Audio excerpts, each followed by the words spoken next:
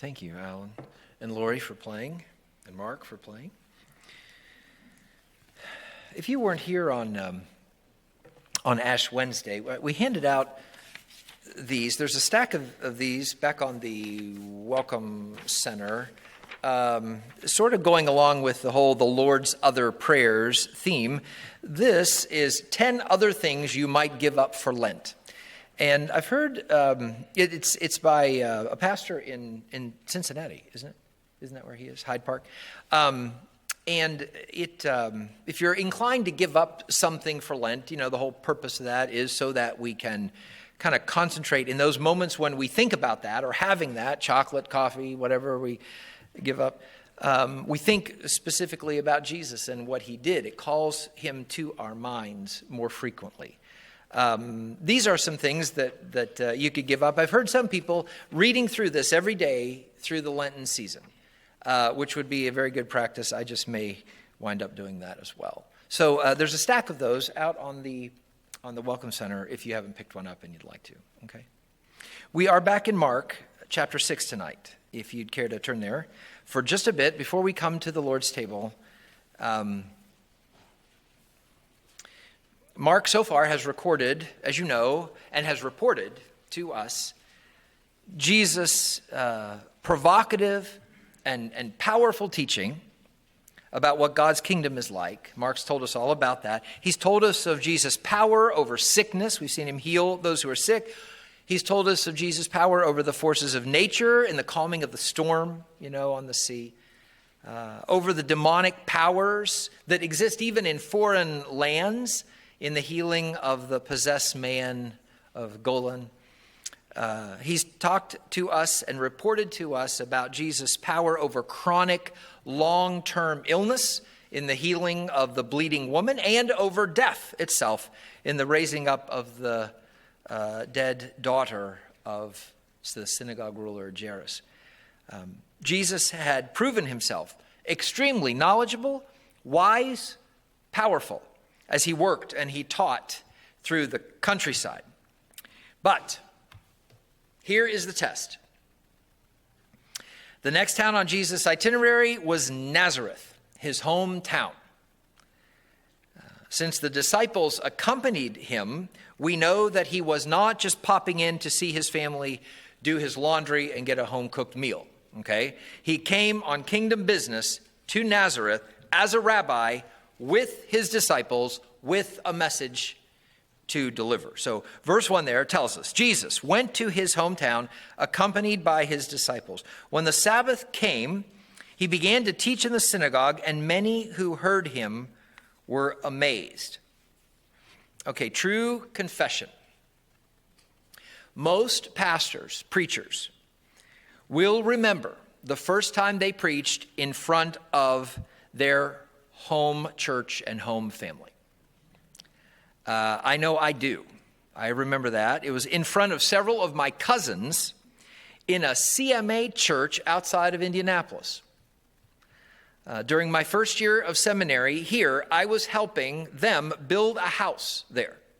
So I traveled up to Indy on weekends, and when the pastor of the church they were attending heard that I was in seminary, he asked me to preach. And he was just the type of guy that you could not say no to, I have no recollection of what I said, other than I'm sure it was not good.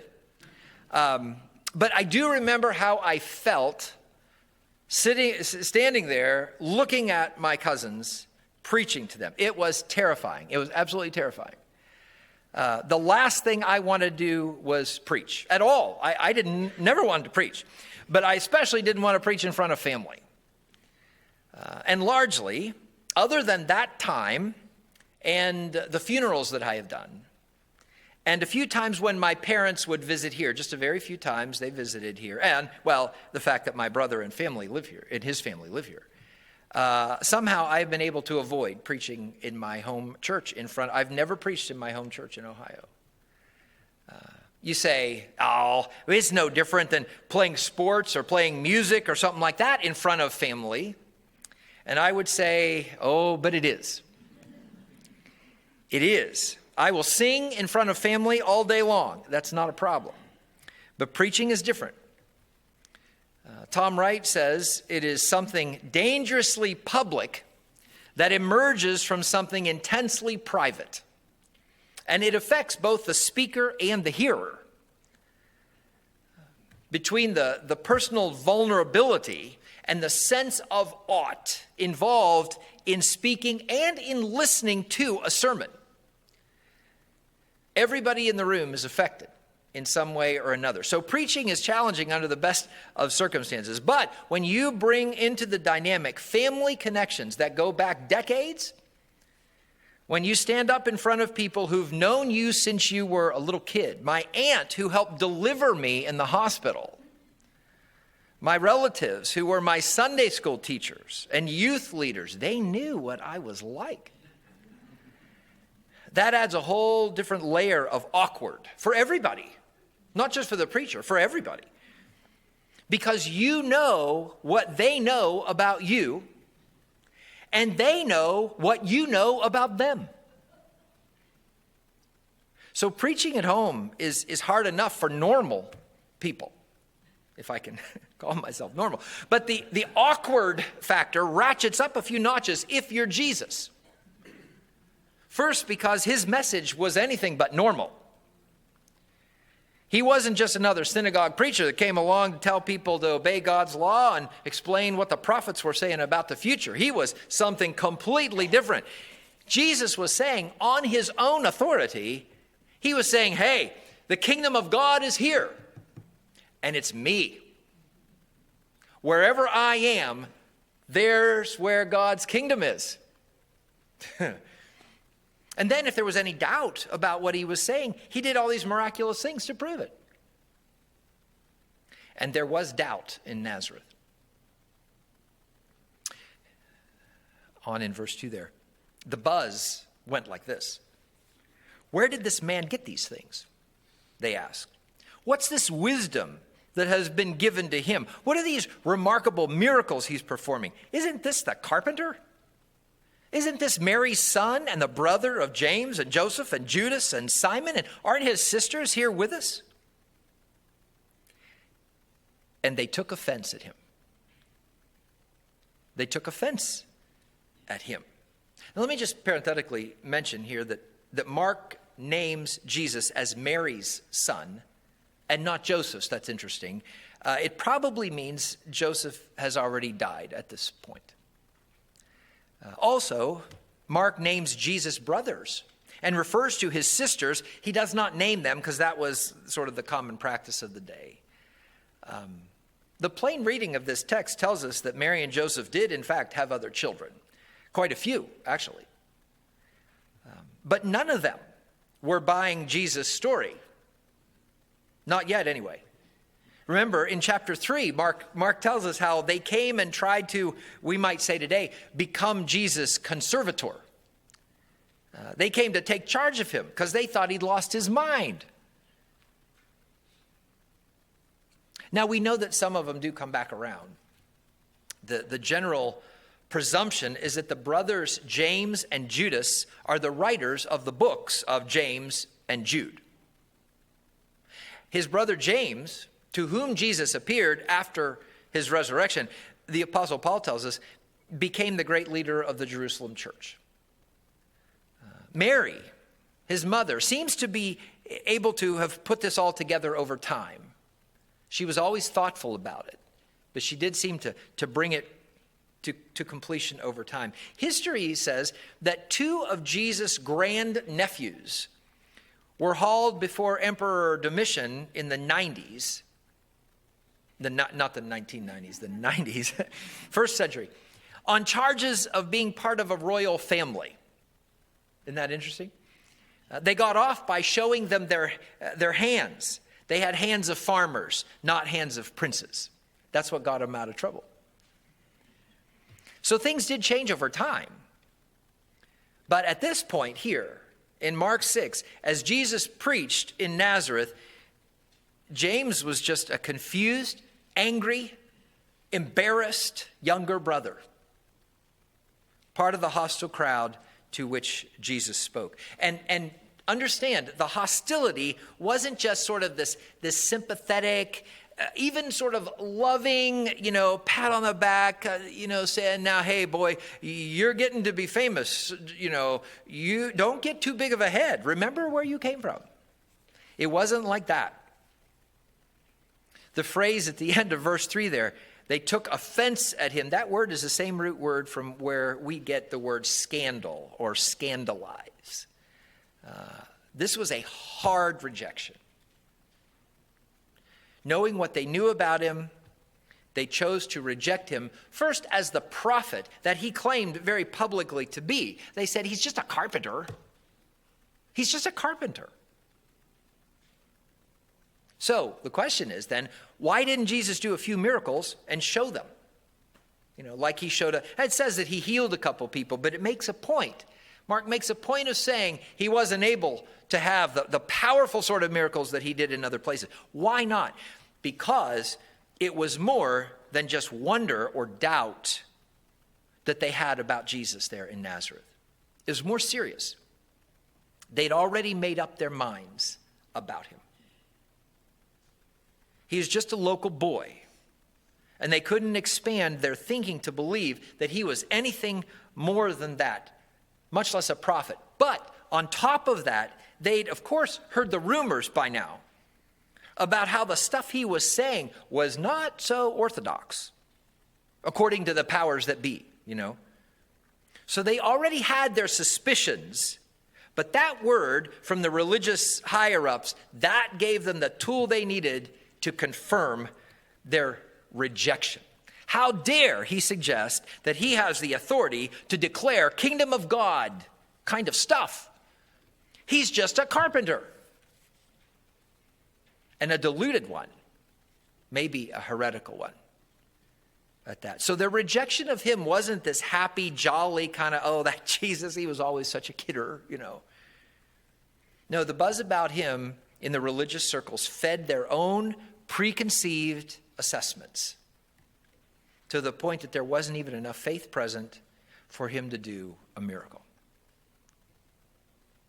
And it's at that point that Jesus makes the statement that's so often true, that he experienced so personally and painfully.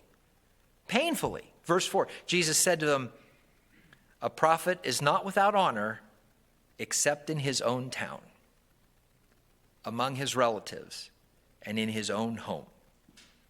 And then Mark says he could not do any miracles there except lay hands on a few sick people and heal them. And he was amazed at their lack of faith. Wow. He was amazed at their lack of faith. There's only one other time that we hear of Jesus being amazed. And that is at the great faith of the Roman centurion in Matthew 8.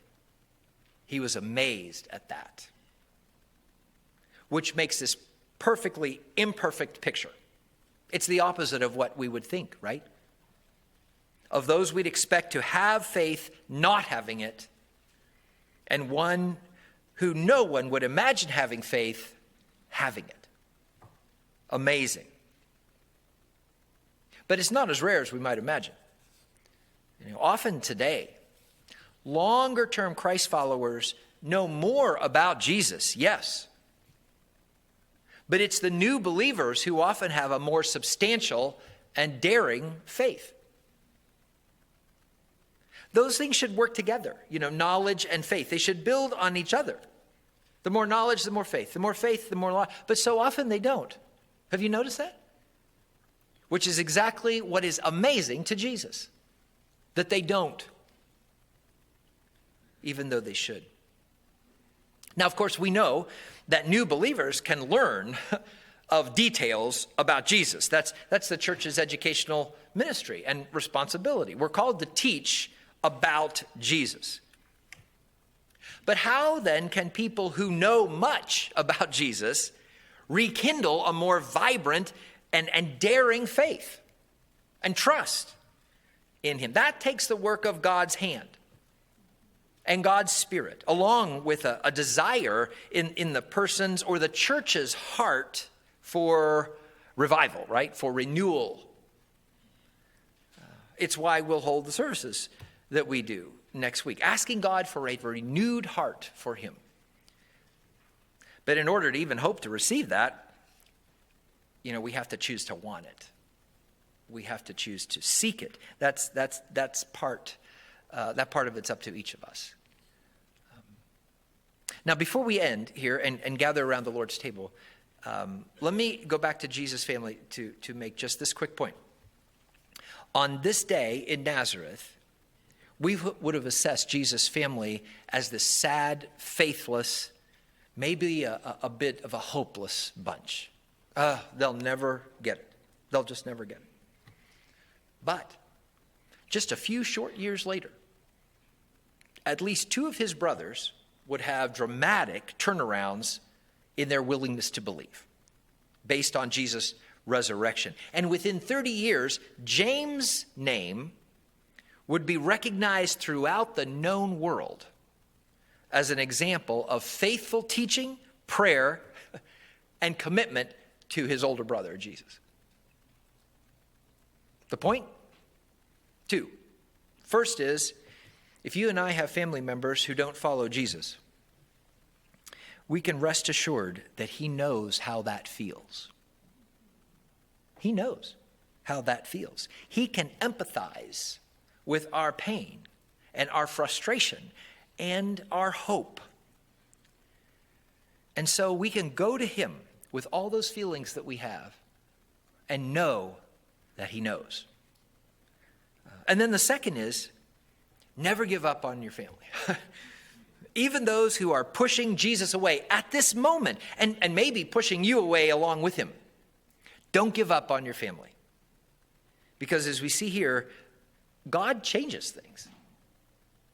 He changes hearts. He moves mountains so people can believe. He proves Jesus real in just the way we need him to.